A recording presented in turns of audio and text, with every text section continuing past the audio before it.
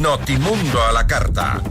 Información oportuna al instante mientras realiza sus actividades al mediodía.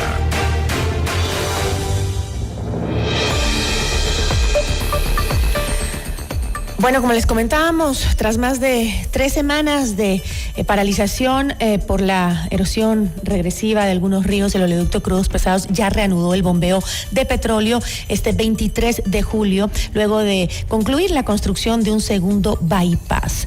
Han habido muchos inconvenientes de por medio. Vamos a conversar con uno de los representantes del gremio, Ivo Rosero. Nuestra entrevista de hoy en Notimundo a la carta. Nos acompaña Ivo Rosero, presidente de la Cámara de Distribuidores de Derivados de Petróleo. Ivo, ¿cómo está? Buenas tardes. Muy buenas tardes. Un saludo a su distinguida audiencia por su intermedio. Según la declaración que ha hecho Petroecuador, el suministro de gasolina extra en las terminales de la zona norte del país se despacha con total normalidad, y la estatal señaló también que la central del Beaterio abastece a un promedio de 850,000 galones diarios, mientras que las otras terminales, Santo Domingo, Ambato, Riobamba, despachan 630. ¿Cómo está la situación según ustedes, quienes son los que justamente reciben el combustible para vendérselo a la ciudadanía? Claro, lamentablemente no es así, ¿no? Nosotros no entendemos por qué se hace una declaración que no responde a la verdad. Ha habido racionamientos desde la semana anterior, es decir, no se entrega la cantidad que usualmente se entrega cada día en el Beaterio. Esto ha ocasionado que algunas estaciones, no pocas, sino muchas, no logren comprar o no se les entregue todo el combustible que se ha solicitado. Y algunas se han quedado sin combustible. Entonces, yo no entiendo, nosotros no entendemos. Es preferible que decir, estamos haciendo el mejor esfuerzo. No, nosotros entendemos, obviamente, como Cámara, que el país no podía tener una peor situación petrolera, ¿no? Los 2 oleoductos la con refinería, problemas rotos, y adicionalmente la refinería con el incendio que no está trabajando, ¿no? Entonces, nosotros que anticipamos Ivo, hace más de 3 semanas. Perdón, antes de que continúe ¿ustedes pudieron verificar la capacidad del sistema para absorber nuevamente los volúmenes normales de crudo o no han podido? De alguna manera. No hemos podido. Lo que sabemos es que hoy día, como está en los medios de comunicación, pues el OCP ya reinició el bombeo, ¿no? Respecto al SOTE no tenemos claro, y respecto a la refinería se dijo que el 10 de agosto iniciaría la operación, pero ya hubo un comunicado en días pasados que supuestamente sería el 28 de julio. Entonces, obviamente, sin 2 oleoductos, sin los 2 oleoductos funcionando, entendemos también que hubo problemas con los poliductos, ¿no? Que creo que siguen el mismo trazado que tiene el OCP y el SOTE. Entonces, sumado a la refinería, era imposible que se pueda abastecer al 100% del mercado nacional sin hacer una logística adecuada de importación y almacenamiento. Pero supuestamente, perdón que le interrumpa, porque según lo que dice Petroecuador es que tenían que pudieron abastecerse y tenían crudo almacenado. No pudo suplir esto justamente la necesidad que tenían en el mercado interno. A ver, hay 2 cosas ahí, ¿no? Primero, que si bien hay algo de capacidad de almacenamiento para el crudo de exportación en Esmeraldas, que no está en la refinería, ¿no? Sino en otro sitio, el TEPRE me parece que se llama, obviamente esto ya ha generado problemas por incumplimientos con los contratos de exportación. Otro asunto es el crudo que se transporta hacia la refinería para su procesamiento, que tampoco pudo llegar. Y así hubiera podido llegar, no puede procesarse porque la refinería no está trabajando.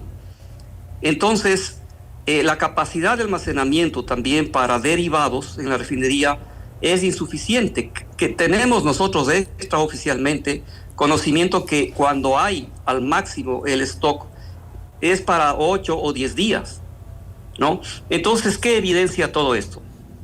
Bueno, primero, para referirnos al tema de los oleoductos, es evidente y nosotros compartimos con lo que muchos expertos mencionan que debe haber un trazado definitivo. No simplemente parches como hemos estado haciendo estos últimos años, porque la erosión regresiva de la cuenca Coca-Cola-Sinclair no es que se detectó recién.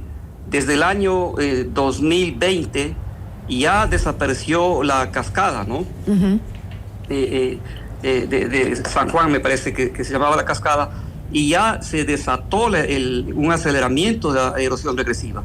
Entonces, debe hacerse una variante definitiva que más o menos se estima entre 150 a 200 millones de dólares, y hasta ahora se ha gastado ya cerca de 50 millones de dólares en estos parches, porque van a seguir habiendo... En los recientes, Exacto. Pero si hubiésemos cambiado la tubería o haciendo algo definitivo, hubiéramos ahorrado muchísimo dinero, porque las roturas no son recientes, las roturas es desde hace muchísimo tiempo que el sistema ya necesita un cambio.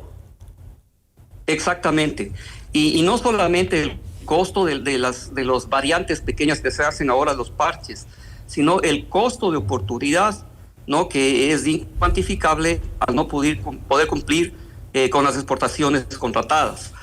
Ahora, respecto al tema del mercado nacional, así pasó el año anterior, ¿no?, en el 2024 y también el 2023. Uh-huh. Recordemos que en el 2024 se habló de una paralización programada de 65 días para la refinería de Esmeraldas en septiembre, ¿no? Y pocas semanas después ya el Austro se quedó sin combustible.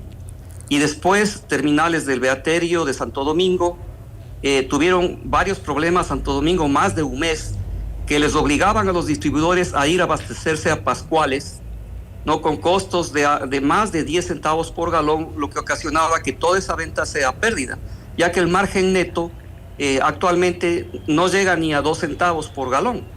¿Cuál va a ser la reacción en este momento? ¿Ya vivieron eso? ¿Tuvieron que enfrentar una pérdida porque justamente tenían que incrementar el costo del traslado? Pero ¿cuál va a ser la reacción ahora? ¿Van a asumir también esa pérdida si es que no les llega lo que necesitan? ¿O tienen que ir justamente hacia otros lugares a abastecerse? Bueno, en el comunicado de Petroecuador han dicho eso, ¿no?, que en el caso de que no hubiera en el Beaterio, bueno, la gente puede abastecerse en Santo Domingo o incluso en Pascuales, ¿no?, que como que fuera una cosa tan simple. Ese costo, por un principio elemental ético, lo debería asumir Petroecuador, porque no es un problema del gremio de distribuidores, es un problema de logística de Petroecuador. Pero ¿por qué no habría en el Beaterio si se supone que se activó la refinería de Shushufindi para garantizar justamente que la gasolina se distribuya en estas terminales, tanto en la de Pascuales como Santo Domingo y Beaterio también? Por la capacidad y porque pensamos, aunque eso no ha sido aclarado, que también hubo problemas con los poliductos, ¿no?, que vienen del oriente.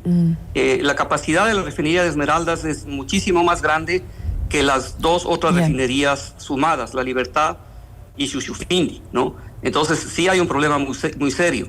Ahora, debemos recordar que el 73% del diésel es importado, del consumido en el país, y aproximadamente el 64% de las gasolinas es importado. Entonces, si no hay producción nacional, todo ese diferencial al 100%, pues tiene que suplirse únicamente con importaciones.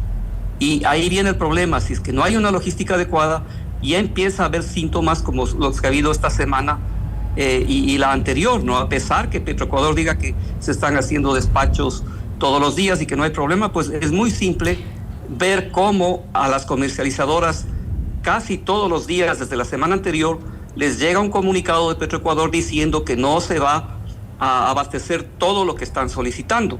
Y ese comunicado nos pasan a nosotros los distribuidores, las comercializadoras, diciendo, señores, disculpen, no les puedo, por ejemplo, abastecer un tanquero completo de 10,000 galones. Entonces, eso genera un problema porque la mayoría de tanqueros son de 10,000 galones y no pueden salir cargados por ley parcialmente, ¿no? Pero, ¿por qué esta diferencia? Incluso Petroecuador, luego de los reclamos por esta dosificación del despacho de la gasolina extra desde desde el Beaterio, decían que Petroecuador decía que estos 850, claro, porque la gente escucha y no sabe en cantidades, no lo entiende bien, ¿no? Solo quiere saber si es que va a tener o no va a tener gasolina para abastecerse. Pero según Petroecuador, el despacho de estos 850,000 galones diarios es una cantidad histórica, dice. ¿Cómo podría, entonces, si habla de una cantidad histórica, cómo podría eso traducirse en un desabastecimiento o en una entrega dosificada hacia los distribuidores? ¿Por qué? Exactamente, entonces no hace ningún sentido, porque si es que no hubiera problema, no habría dosificación. Y lo que están haciendo es justamente dosificar, restringir. En este momento solamente, hay que ser claros, solamente el producto extra, ¿no? Entonces nosotros tenemos, nuestro chat nacional, ya que la Cámara representa a todas las estaciones del país, ¿no? La CAMDEPE, y tenemos chats y mensajes de todos los distribuidores, sobre todo el norte del país, diciendo: no, me despacharon 5,000 galones, me despacharon 2,000, ya me quedé sin combustible en la tarde, y gran cantidad de esos mensajes pidiendo que nosotros como Cámara hagamos algo, ¿no? Pero sí debe transparentarse. No es la primera vez, lamentablemente, que Petroecuador dice verdades a medias, ¿no? Como pasó el año anterior, diciendo que eran 65 días la paralización en septiembre, y recién en febrero se sinceraron y dijeron que eran 5 meses los que estuvieron haciendo el proceso de mantenimiento supuestamente programado. Ahora, Ivo, en el argumento de Petroecuador, que dice que hay total normalidad en el abastecimiento, dice que, incluso menciona que en todas las zonas, que no hay ninguna zona que no esté bien abastecida, dice que incluso ellos están realizando monitoreos diarios. ¿Ustedes han realizado algún tipo de monitoreo propio o tienen indicadores independientes para validar la afirmación de que no les está llegando el combustible suficiente? ¿Pueden hacerlo? Más que un monitoreo generalizado, tenemos los reclamos de todos los distribuidores que nos hacen llegar sus quejas. Tenemos N mensajes, cartas, llamadas todos los días de que no les están abasteciendo todo lo que piden. Entonces, ¿qué razón tendría un distribuidor de llamar a quejarse y pedir que nosotros como Cámara tratemos de hacer algo si es que tuvieran el combustible completo? Entonces hay que sincerar. Tampoco es una situación de generar pánico y decir que va a haber desabastecimiento total, por ejemplo, en la ciudad de Quito. Ese no es el caso. Pero ya se siente, ¿no?, que el racionamiento que está generándose, probablemente por problemas en la logística de importación, pues está afectando a varias estaciones de servicio que generan pérdidas al no poder vender combustible. Y peor aún, las que están más alejadas, por ejemplo, en el norte del país, que tienen la terrible espada de Damocles de tener que absorber el costo de transportación, ¿no? Porque no es lo mismo vender un galón de combustible en Quito, Guayaquil o Cuenca, donde están centros de distribución como el Beaterio y pagan 1 centavo por galón de transporte, que venderlo, por ejemplo, en el oriente, donde se paga 6, 7 centavos, en Ibarra, Tulcán, que se paga 4 centavos, o en Manabí. Y eso le termina costando al distribuidor entre 70 a 150 mil dólares al año de transporte, porque existe la absurda decisión desde hace muchos años que se venda el combustible al mismo precio en todo el país, como que no existiera costo de transporte. Esto no sucede en ningún otro país. Si nos vamos a Colombia, usted tiene un precio en Nariño, otro en Barranquilla, dependiendo de dónde esté. De la distancia. Ahora, Ivo, a esto también hay que sumarle el hecho de que estas incongruencias entre lo que dicen los distribuidores que están al servicio, dando servicio a la ciudadanía, y lo que dice Petroecuador, pues también genera una cierta desconfianza en la ciudadanía, y eso hace también que muchos se vuelquen a poner gasolina cuando ahorita en este momento no hay ningún faltante, y eso va a generar que si es que no hay una verdadera distribución adecuada, pues después sí tengamos problemas. Sí, lamentablemente eso sí se da porque el consumidor se asusta y corren a llenar los tanques, como es obvio, ¿no? Uh-huh. Como es obvio.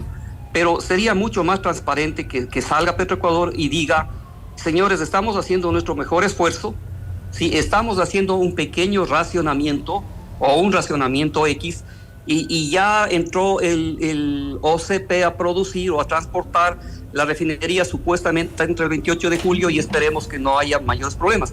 Pero decirlo en forma transparente, esa política, esa estrategia de decir verdades a medias es muy dañina porque siempre les rebota, como pasó el año anterior y como pasó en el 2023, por ejemplo. Sí, la transparencia definitivamente siempre es lo mejor, ¿no? Para evitarnos este tipo de cosas. Yo le agradezco muchísimo, Ivo, y estaremos pendientes de lo que suceda. Muchísimas gracias. Muchas gracias, Gisela. Un saludo nuevamente a su distinguida audiencia. Muchísimas gracias. Nos acompañó Ivo Rosero, presidente de la Cámara de Distribuidores de Derivados. Notimundo a la carta.